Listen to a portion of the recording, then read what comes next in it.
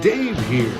Welcome to Good Morning Gallahorn in the Raw.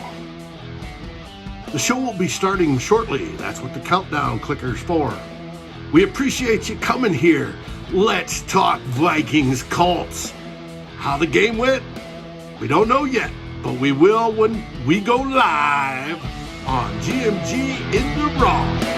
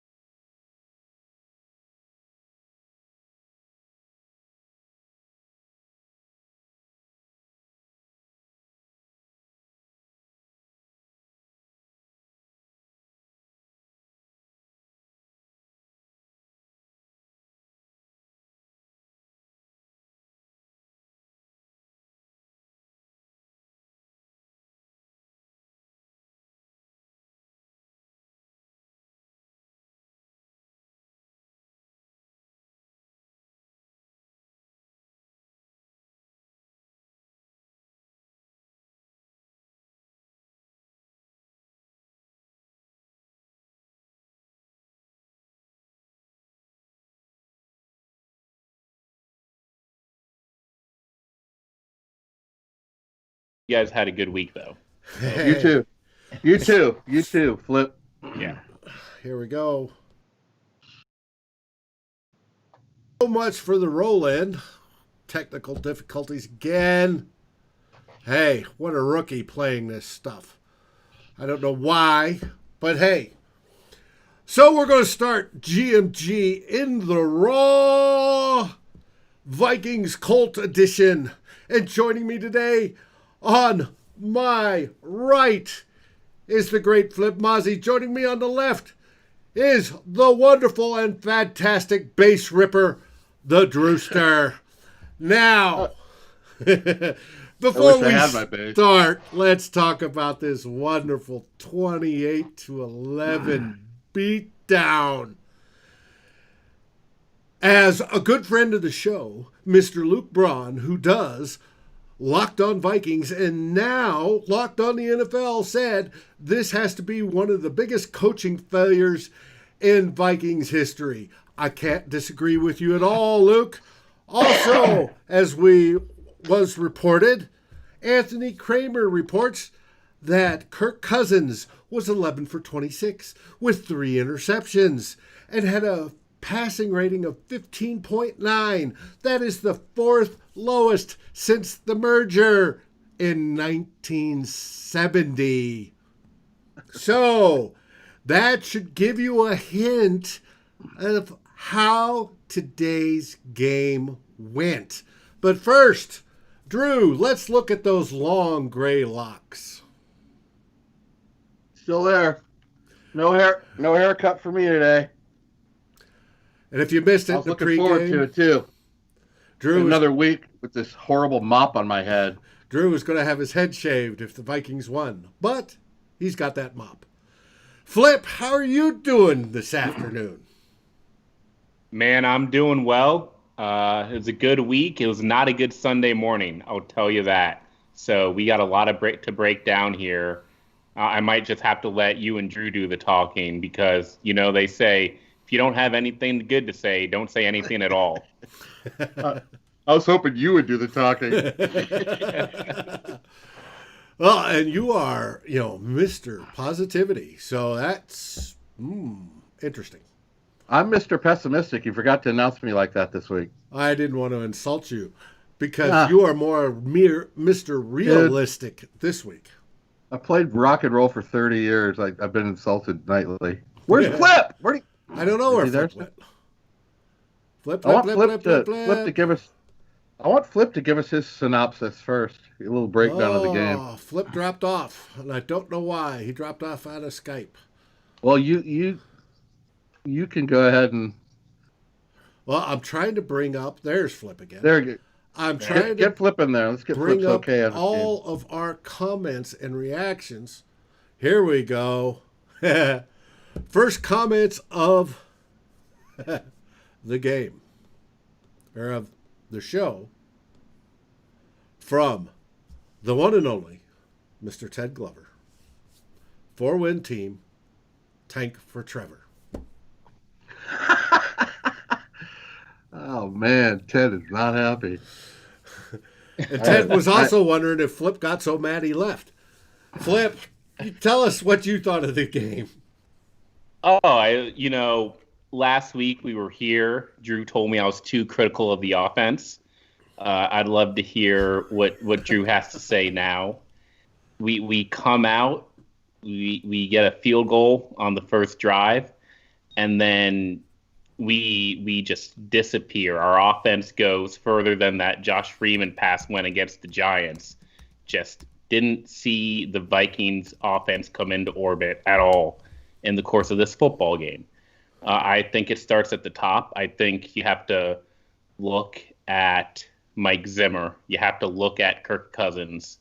You have to look at Gary Kubiak here when you're looking at this game, because while the execution wasn't there, there's also just a sense of complacency, apathy. I don't know what you want to call it. I at least want to see, if we're playing like crap, I want to see an argument on the sidelines. I want to see somebody who isn't tolerant of this bullshit, complacent, lackadaisical attitude. Every time the Vikings offense goes 3 and out or gets off the field, it's we'll be okay. We'll be okay. No, you're not okay. So do something about it. Change it up. Come out with a better strategy.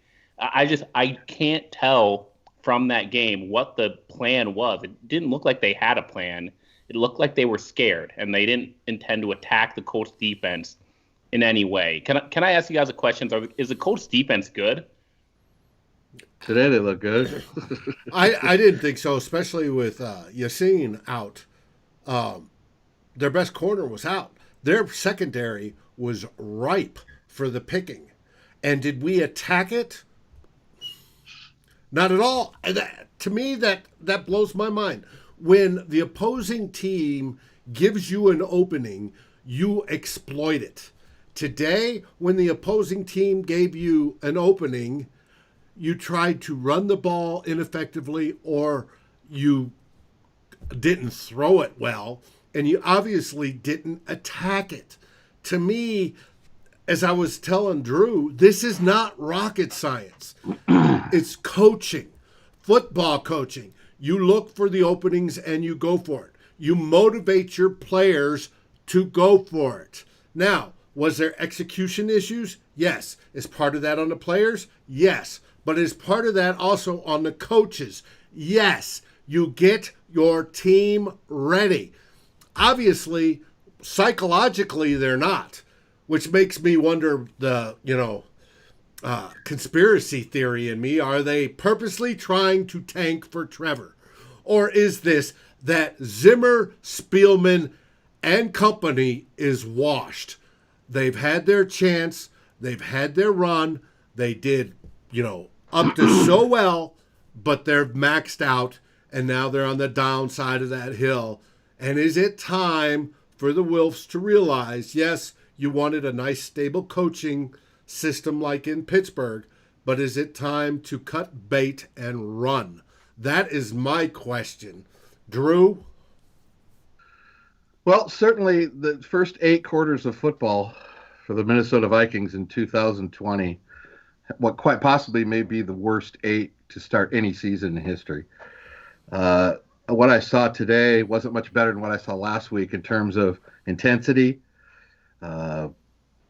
guys being fired up out there to play. The offense was, and yes, I did say that to Flip last week about the offense, but in 18 minutes of possession time, we managed to put up somehow 34 points. That was kind of where I was coming from. At least they got something on the board. Today, I don't even have the words. When we got that first drive, we had 60 yards on the first drive, and we got down to the 5. I was watching it, and my wife said, "Here we go, up the middle, incomplete field goal." And she called it. She wasn't really going out on a limb. But the next 4 drives after that were 20 yards total. That's 5 yards a drive. They put themselves out of that game in the second quarter by having such a lousy offense. What is the play calling has It doesn't seem like there's much imagination on the play calling. There's no jumping anybody's step. The O-line is still bad. And Zimmer said that was going to be fixed back in February. I know we've had some injuries, but Kirk Cousins is, you know what? Joe Burrow is already better than Kirk Cousins from what I saw last Monday night.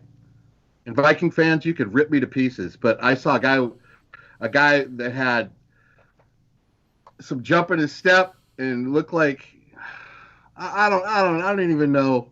I don't know how to describe what I see with Cousins. It's just like the passes are a yard behind. We're getting incomplete. They're intercepted. We run the ball for no gain. The offense you're sitting there watching it, waiting for the punt. There's no aggressiveness. I think Flip is the word he used there. With no attack, was that the word? There was no attack. There wasn't. And then something that I wanted to bring up was, Bud Grant said many times that football teams are all good. And it usually comes down to 3 or 4 plays a game or a handful of plays. That's what Bud used to say. Makes sense. Here's a play that puts the Vikings of how they're playing right now. I don't know how it's going to get next week, but the first 2 games, this is a play that describes it. The Vikings punt. They down the punt at the 5-yard line. Now, starting at the 5-yard line limits Rivers a little bit. We might get a turnover. We might get a 3 and out in a short field. Instead, we have a penalty on the punt. We have a penalty, so we re-punt, and they start at the 35. That's a difference of 30 yards from the 5 to the 35. Now, I know that's a play a lot of fans say, well, Drew, that play doesn't matter. Nobody cares about that. Yeah, I think you need to look at plays like that. It's a gathering of plays like that turns into a fucked up game. When you keep having plays of making mistakes like that, they add up. And to me, that was a big play. I know it's not a big touchdown or a bomb or necessarily in football terms a big play, but for me it was, because you have them at the 5-yard. I don't know, just like last week, they're right. They needed to make some big play at some time. They're just not doing it, and the body language is shit. Absolute shit. There's nobody revving anybody up or anybody getting. I don't know what's going on. But you talk about scraping to need a win for next week. I don't see how we can beat anybody right now. We look like the worst team in football. Titans are 2-0 and coming to town. It's Let me throw this out there too. Remember we talked about time of possession last week, 41 minutes for the Packers. They had it 38. Yeah. So they improved. Yeah. So let's start with the offense. I always like to start with the offense, and that's because in this modern era of the NFL, how your offense performs tends to outweigh how your defense performs. You look at the offense coming into this game, you're looking internally saying, you know what, Adam Thielen, he's proven that he can handle a wide receiver 1 workload. You think, let's go back to the rollouts, let's get Irv Smith involved. That makes sense until you look at the Colts defense. And when you look at the Colts defense, you have to adjust your game plan to attack them. More wide receivers on the field. Spread them out. Why are you throwing it to Kyle Rudolph on a streak in your own end zone? No. Spread them off. Get the Colts DBs onto the field. Take advantage of those matchups, or at least try to. Instead, there's no variability of who we're passing to. We're either passing to the tight ends or everything's going to Adam Thielen. And that's not how you attack the Indianapolis Colts, in my opinion. I'm just a fan. But whatever they tried doing, it didn't work. Right.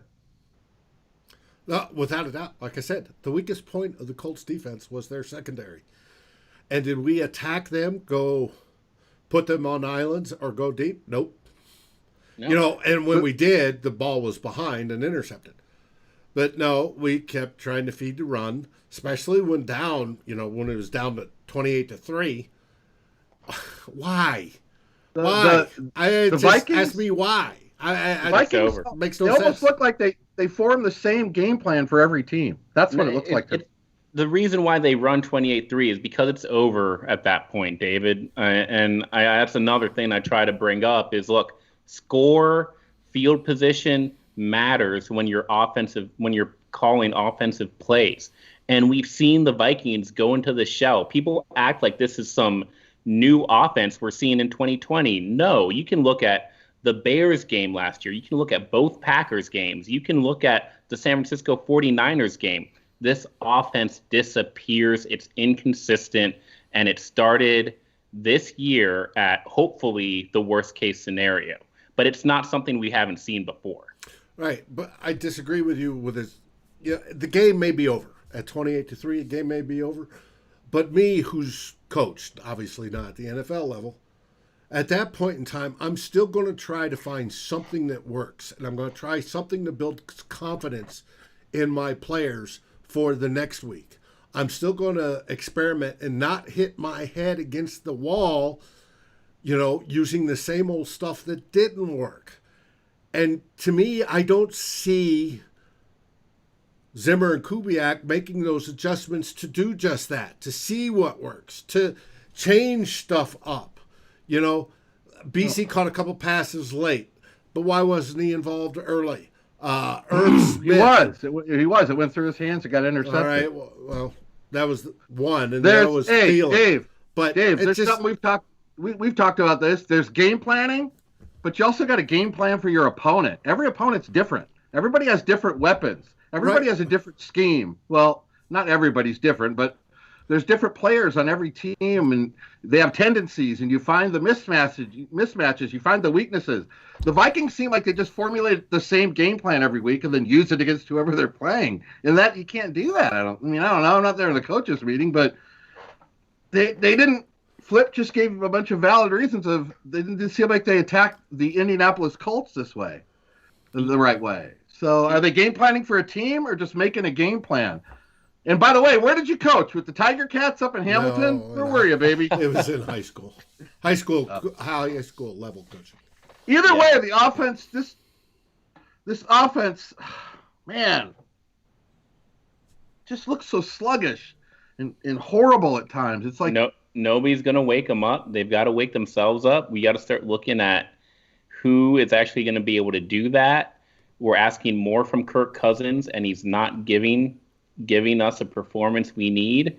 And if you think the game is won in the trenches, the Vikings don't win that match either. Here's a key play is you think about how the Vikings offense has been sacked for a safety in both games this year.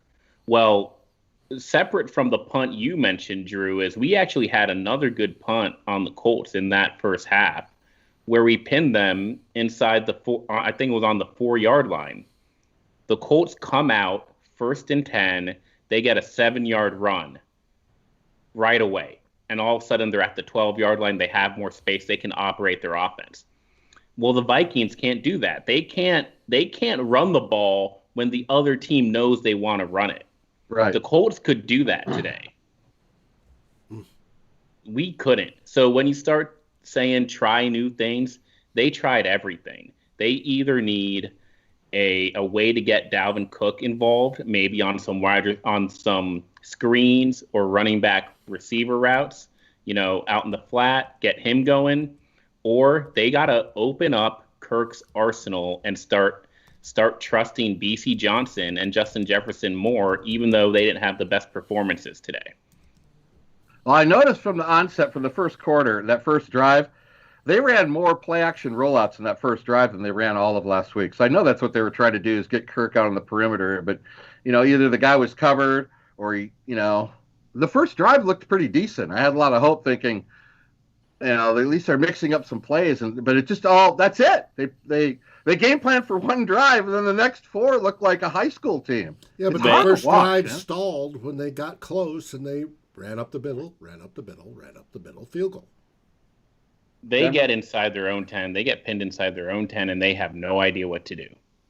And then they get down to the other opponent's 10-yard line, and they have no idea what to do. And that's when they're not throwing interceptions on the way from one end zone to the other. So it's bad right now. It's worse than we've seen in quite some time. Our favorite watcher, Snarlix B, writes, woof. Maybe they realize that Cousins isn't the answer. Tank for Trevor. Let's see. When we had the Kirk. safety in the first half, I was like, damn, we're going to lose. No kidding. Yeah, and that's the toughest part about being a Vikings fan right now is the second it's a 2-score game. Right. We felt we lost. And I'm not saying 2-score. It could be a 14-point game or it could be a 9-point game. But to expect this team to come back from from 2 scores is Cowboys just did it. We didn't. Cowboys won that game? Cowboys won that game. Dude, they were like 29-10 down. They got a quarterback who can lead them back. And a defense that apparently got off the field in the second half. Yeah. It's so frustrating. And I know being lifelong Vikings fans like we have been, it is just so frustrating. Yeah, the Colts were in 2nd and 3 all fucking day. When you're in 2nd and 3, you're not going to get stopped when you're in 2nd and 3. Vikings were in 2nd and 12 all day. And, because look at the negative plays. The Colts had a few, but majority of not. They were throwing that 81. I don't know his name, but he had like 40 catches today. Mo Cox, put him on a safety or linebacker, and they wanted that matchup. Mm-hmm. They during the week, Frank Reich and the Colts went into the game plan room.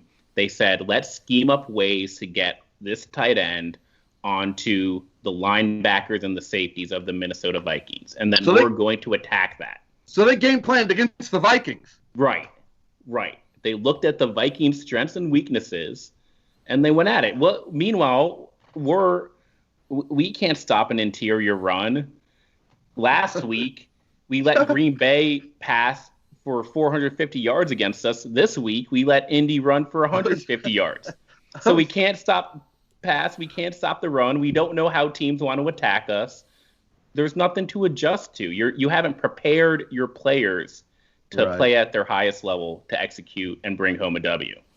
What do you think when Anthony Barr went out with a shoulder injury? Eric Wilson's my least favorite player on this defense, so I won't say too much about that. What do you think of Drew Samia's performance? I did not notice him being noticeably worse than Pat Elflein. So he did get trucked over twice for. Pat Elflein would have too. Would have too. Yeah, there's not much difference there. The offensive line is nothing special. It's not any better than it was at the end of last year. Nothing special. It's bad. Eric Wilson can't tackle. Holton Hill can't tackle. Mike Hughes, sometimes he tackles, but he misses contain a bunch. So we can't tackle. We don't have the interior defenders to clean things up better for Eric Kendricks. We don't generate a pass rush. I guess Ngakoue got his strip sack today, but that was the only time I think we hit Phillip Rivers. So I think other than all that, though, we're fine. Anthony Harris ghost performance. It's frustrating. It was bad. You run 3 of the worst plays you could possibly imagine on offense, and you're watching the game, and then the Vikings punt, and then the Colts go play action 19-yard square out on the first play. And I always look at the TV and go, why can't we do that? I mean, what the fuck is so hard about us doing that? We ran -2, then we ran a screen pass that was incomplete because it was over his head, and then we threw a tipped pass that wasn't even going to be a first down anyway. Those were our 3 plays. It's like, and the penalties by the youngsters were brutal, killer. It's just. Where do you go from here? What do you do? Tennessee coming to town next week? Is that what Flip said? Yeah. Oh! Holy! I asked you a lot last week. I said, how many games is it going to take for them to get this right? I said 4 in the toilet, then week 5 was going to be good. That was my prediction. When Hunter come back? Has that changed? No, I'm thinking more 6 in the toilet, but I'm gonna stick with my original. I'm gonna think week 5. Who's after Tennessee? Houston. Jesus Christ. I think that was the game I said we were gonna win, was Houston. I think they said that was when we were gonna come out of the shell and actually play better and pull a win out. I thought it was gonna be 3 to 4 weeks of adjustments with this defense. I mean, we gave up 200 less yards than we did last week. And like I said in the pre-show this week, we went from, if we go from 522 to giving up 450, at least that's better. I think today they're what, 340 they gave up? It's a good question. I haven't looked. Still a lot better than 522. So the defense did show improvement, and that's what I was asking for. I wanted to see improvement. I mean, it wasn't stellar play by any means, but overall it was better except for the time of possession. So at least the defense showed me that they can improve, and if they could do that next week, get a little closer than week 4, I think they'll maybe gel a little better, and maybe the continuity will be there. But I'm not looking at the next 2 weeks as being anything. From what I've seen, the first 2 weeks of the season, I don't see how. I don't know how you could pick the Vikings to win either of the next 2 games, or at least Tennessee. All right, Tennessee. Drew, do you realize who we play after those 2 games? Hold on, let me get my Everclear. Okay. After we host the Titans, Right. we go to Houston and we play the Texans, their stadium, and then Sunday Night Football in Seattle. Yeah, we look posed, ready to play them right now, don't we? Okay, so at that point we could be what, 0-5? Oh man, Zimmer's got a world of shit he's got to do. He's got to get this team ready to play some big games. Who's after the Seahawks?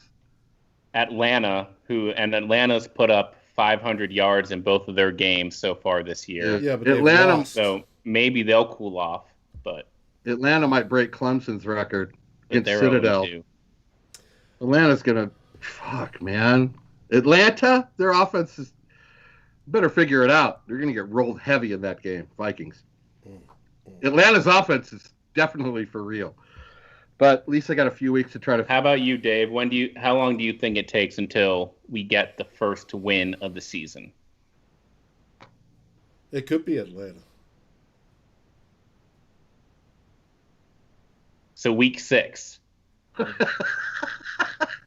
It could be. I don't see us, the way we're playing, I don't see us beating anybody. Hard to argue that. Can't argue that. I literally don't.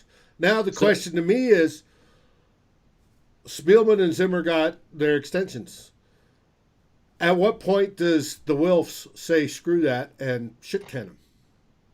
And to me, it's both of them. It's not just Zimmer and the coaching. It's also Spielman and his players, because he's the one. You got to be like, really? I would think rip them up, get them out of here. Yeah, but look at how much leash that Zimmer and Spielman have gotten the last whatever. I mean, they have never had this leash. I don't think we cannot compare this leash to other leash. If they're 0-5, you think Wilf might make a move on it? They've never even been 0-2 during the Mike Zimmer era. These are new lows, and I think the Wilfs, if they're the good owners that we see them be, they listen to the fans, and the fans will start getting angry about this. Yeah, and I think when it comes to a coaching change, you can almost sense it, even though we're not in the room as fans. When there's just the body language is like it is, and it seems like the team's given up, that's when coaches are out the door instantly. They were on the fence during the playoffs last year. There's a difference of a hot seat and then looking like the team's given up on you. So if it got to that stage, I would certainly expect a change to be made. But they don't look like anything like a football team right now. They look totally uninspired. So I don't know. And I don't know if the team gave up on Zimmer and crew. It's just they're not executing, and Zimmer is not doing whatever's necessary to make them execute. To me, I don't see the team disrespecting Coach Zimmer and saying, screw it, we're not executing. What is Kubiak's plan? Just not happening. What is his plan, Flip? What the fuck is Kubiak's offensive strategy? I think you need a better offensive line to excel at what Gary Kubiak wants to do right now. And you need a quarterback who's going to be a little bit calmer when things are asked of him. So it's not like we have the players to do it. We're just kind of jumbled right now. We're going to figure it out. That sounds like we don't have the horses to do it. And No, it's just well, going to be a constant struggle every week, just like it was today. yeah, I was saying all off season, this is about the veterans. The first 4 to 8 weeks of this season are about the veterans, not the young guys. Not the young guys. It's about Kirk Cousins. It's about Adam Thielen. It's about Riley Reif and Brian O'Neill taking a step forward. It's about Dalvin Cook leading the league in yards, in all-purpose yards. It's those types of things we need from the players that we know are great. Yes. And we're not getting that. So I can't sit here and like realistically criticize a Drew Samia or a Justin Jefferson or a Irv Smith Jr. because those are the young guys. They're still learning. It's obviously going to take them more than 2 games. But the veterans, they got to bring it. Right. Week 1, minute 1, the second that whistle blows, they got to be the ones who are opening things up for Irv Smith, who are making things easier for their pass game. Dalvin Cook, they should just say, "Hey, Riley, we're running your direction. You're the most dependable offensive lineman. You're the veteran presence. We got to lean on you.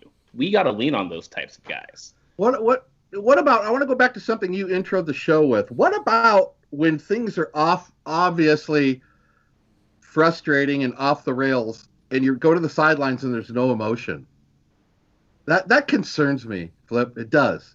There's nobody yelling, nobody doing anything like they don't like it. That concerns me. You know what I'm saying? That's what you said at the beginning of the show, and it kind of stuck in my head, and I want to bring it back up.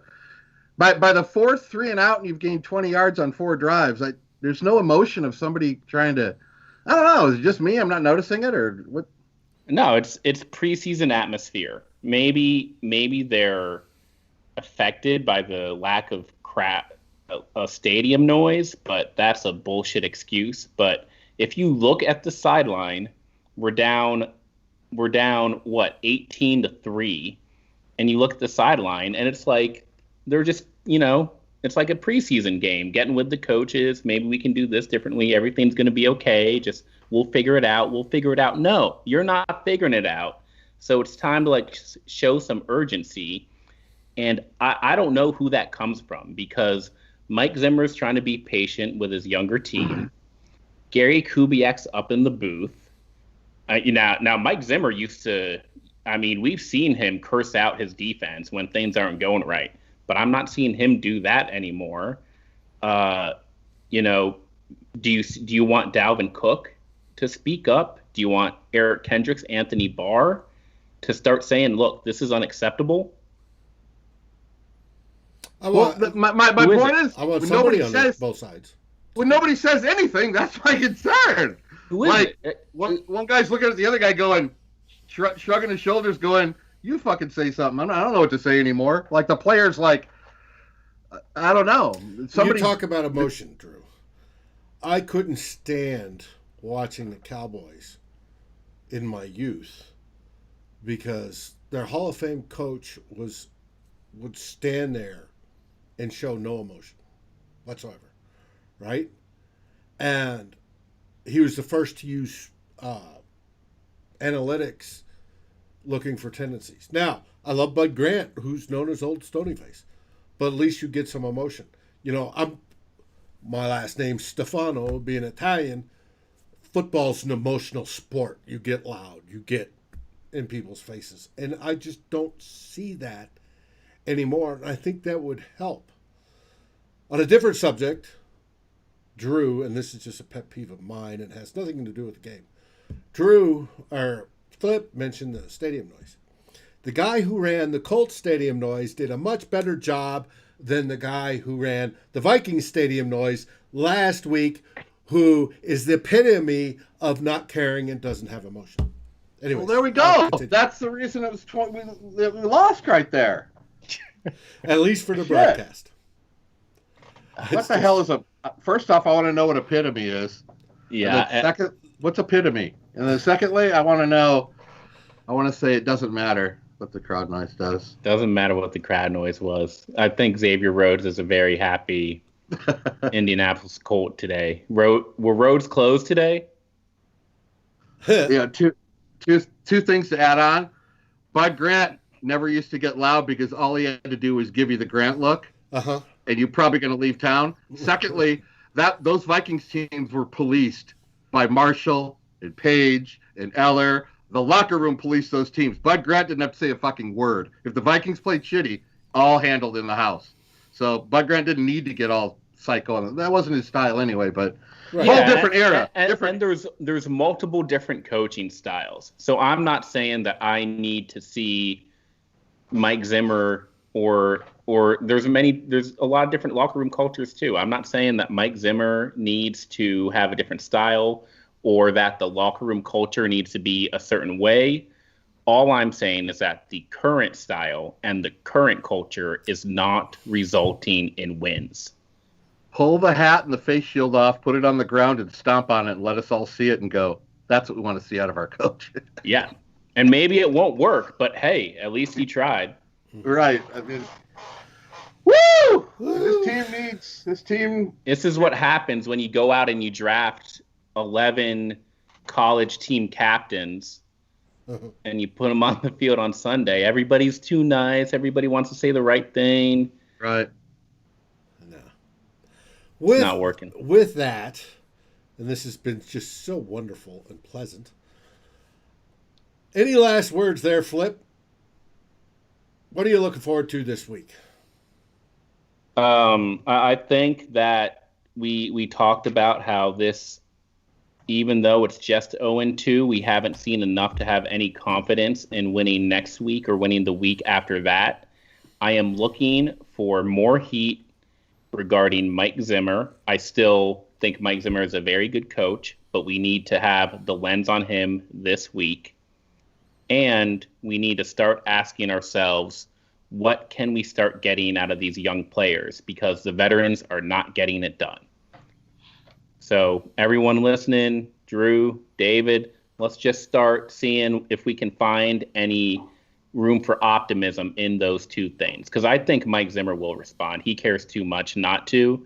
And then it's time to see, is it a Garrett Bradbury who's actually playing well? Is Irv Smith Jr. ready for a bigger role? Is BC Johnson, was he making some plays outside of the screen that might say, hey, we can count on this guy? We got to start looking for our young guys to grow. Drew, final words? I really have nothing to add to that. That was really well said. You know what? The Vikings, at this point, this week, nobody's going to think we're going to win this game. Vikings this is the need, circle the wagons, get their shit together in the locker room and say, you know what? Let's go out and punch Tennessee in the fucking mouth and win this game. Then we can start our season. I think you got to look at it from that standpoint, plus everything Flip just said. But come on, you got to win it. You got to win this game. Absolutely. You got to figure out a way. You got to figure out a way to do it. Absolutely. With that, we're going to wrap this show up. Obviously, you can continue to vent on Facebook, Twitter, whatever your favorite social media of choice is. I'm sure we'll all continue to do that. But look forward to this week. We'll have more content available. And as always, Skol Vikings! Let's win that game. At least Skol once. Vikes. Stay safe, y'all.